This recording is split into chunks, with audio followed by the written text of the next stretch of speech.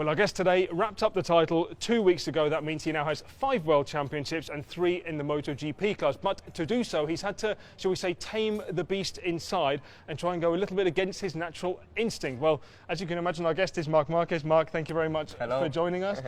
Marc, the first question, I said you had to change your approach a little bit. Now, I remember 2015, you told us you were going to be a little bit calmer, but you didn't do it.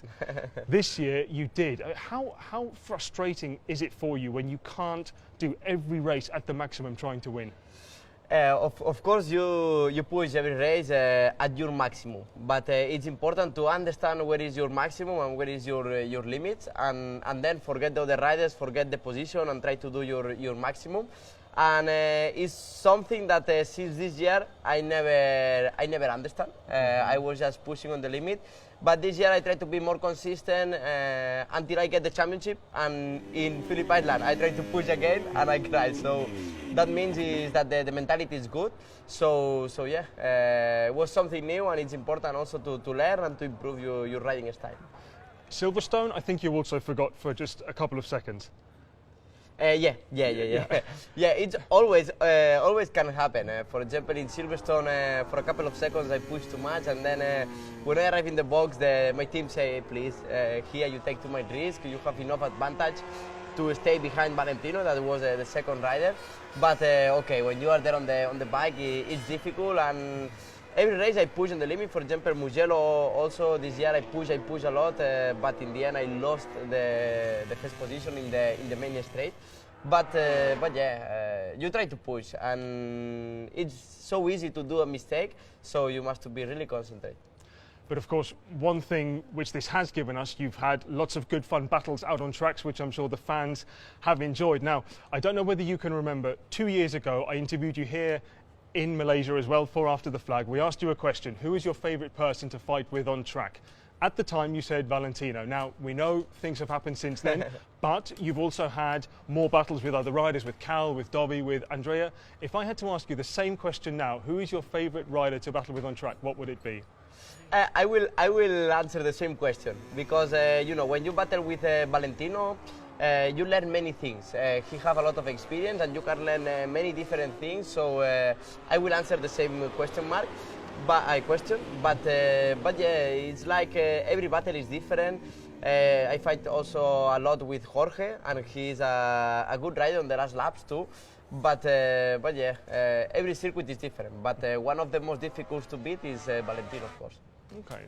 Well, another question now, Marc, and this one might be quite difficult, because even though you were quite conservative this year, more sensible, you still won 5 races, another 6 podiums, so you have shown that you are the best in the world. What is it you do on a motorcycle that the other guys can't do? It's difficult to say. Of course, always I try to give my 100%, and of course, to win a championship, you need to be consistent, but also you need to take a risk in some races. You need to win races, take the 25 points. That is the most important. Be in the podium, and in the end, that all the results mean that you are taking the risk. But how? It's difficult to explain. But is there no one point, I don't know, when you're braking or just going into the corner, or is there something? One of the things this year is that I was able to have it was rain conditions, dry conditions, track more slippery, more grip. I was able to adapt really quick. So this, I think, was the main difference between the other riders, because I was able to change my riding style so quick and adapt to conditions on Sunday. One other thing which I'd like to know for our viewers who are more bike fans, how much do you like the actual, shall we say, mechanics behind the motorcycle? When you come into the box and tell Santi, your crew chief, Santi, I'm not happy with this, and he changes something, do you want to know every little change he's made? Of course.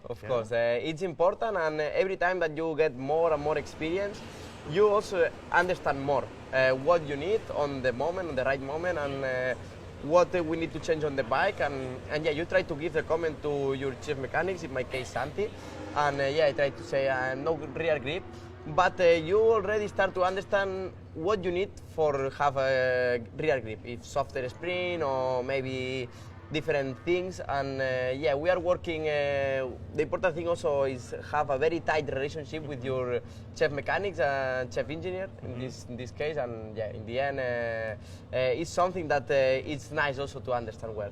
Do you ever argue if you say I want to go 2 more steps in the spring stiffness and Santi says no, I'm just going to give you half? No. Of course, in the end, the last decision for the setup is Santi. Right.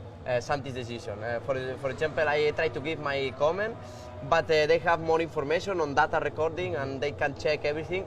And I cannot say we need to go 2 steps, 1 step, a half step. Just I say my comment, and then he told me we will change this, and then I say to him, I'm agree, I'm not agree, why this, why not? You know, it's some things that it's important also to speak a lot with Santi in this case, because then you can understand many things. Okay. Now, Mark, final question now. You go to tracks all around the world. We see you have lots of fans, and a lot of those fans are little kids, little children. They adore you, and I'm sure lots of them want to be like you, as fast as you at some point in their life. What would you say to them? What do they have to do right now to, at some point, get to this level that you're at?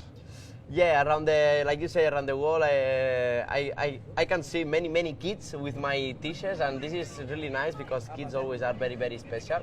And yeah, I know that maybe now I can be the reference or the hero of some of these kids. So just the advice is that if they want to arrive here, they need to enjoy it, and of course they need to have this passion for the bikes. Try to be every weekend on the bikes. The fathers must help the kids, of course. But yeah, in the end, it's difficult to arrive here. But if you believe in yourself, you can do it. Okay. Finally, what advice do you have for a 32-year-old that wants to be just as fast as you?